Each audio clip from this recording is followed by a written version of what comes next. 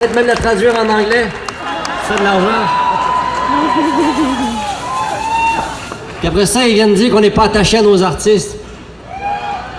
Bon, la prochaine personne qui va venir vous parler, c'est Claudette Carbonneau, présidente de la CSN, ainsi que Michel Arsenault, président de la FTQ.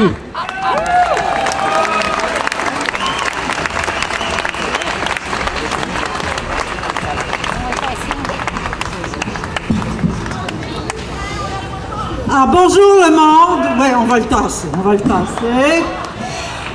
Ah, bonjour le monde! Ce qui amène la CSN à être avec le monde dans la rue aujourd'hui, c'est la conviction profonde que, en démocratie, ce qui doit orienter le pays, c'est les valeurs, c'est la vision, c'est la volonté de la majorité de la population, et non l'inverse.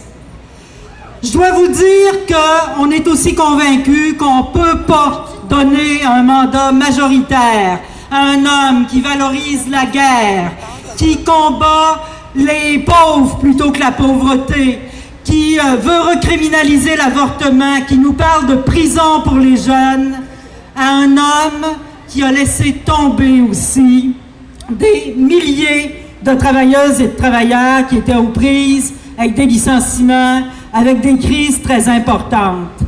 Et la bataille qu'on mène, c'est aussi une bataille pour le travail décent. Et au cœur du travail décent, on doit avoir une caisse d'assurance-emploi qui est là pour secourir le monde quand tu perds ta job. Aujourd'hui, avec les politiques d'Harper, c'est juste 46% de la population qui peut y avoir accès quand il y en a besoin.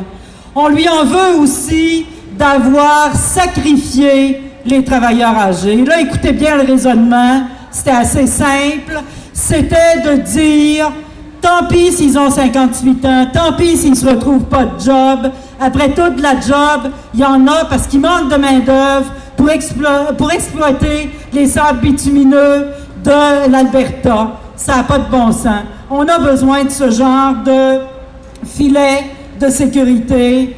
Et je dois vous dire à cet égard-là que 30 mois de politique conservatrice, alors que c'est un gouvernement minoritaire, ben je pense que c'est assez. Aujourd'hui, le gouvernement Harper, il invite la population à voter du côté du pouvoir. La seule vraie question pour la population, c'est quel genre de pouvoir voulons-nous? Et si c'est la médecine Harper, non merci. On connaît. Ce qu'on veut, c'est une société qui est à notre image, une société ouverte, une société pacifique, une société respectueuse des droits de toute la population, y compris des droits des Autochtones, une société solidaire, progressiste, une société verte. On va y arriver, on s'en souvient, le 14 octobre, il faut battre les conservateurs.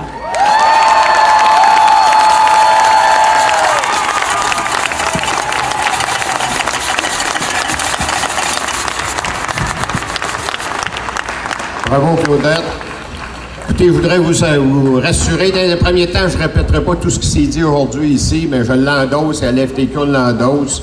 Je ne chanterai pas non plus, mais on a demandé de parler de l'emploi au Québec dans les 2 ans et demi passés, depuis que les conservateurs sont là. On a perdu 75 000 emplois du secteur manufacturier et ce gouvernement-là n'a rien fait, pas lever le petit doigt pour aider les hommes et les femmes, que ce soit dans le secteur du textile, secteur des vêtements, secteur de la forêt et des pâtes et papiers aussi. Rien fait du tout, malgré une caisse d'assurance-emploi qui déborde, qui a fait des surplus de 57 milliards de dollars dans les derniers 14 ans.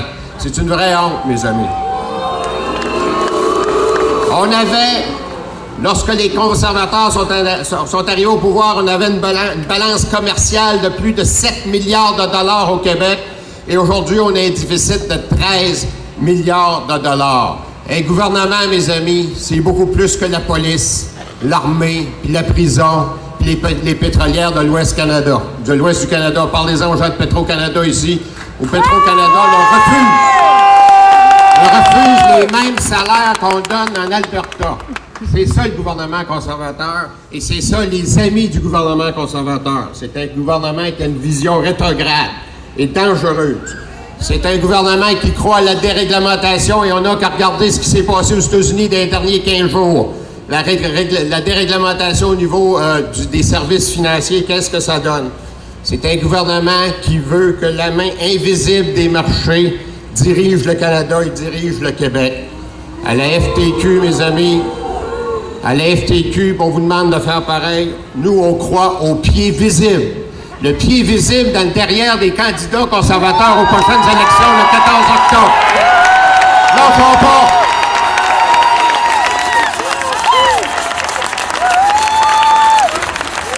Merci Michel Arsenault, merci Claudette Carbonneau.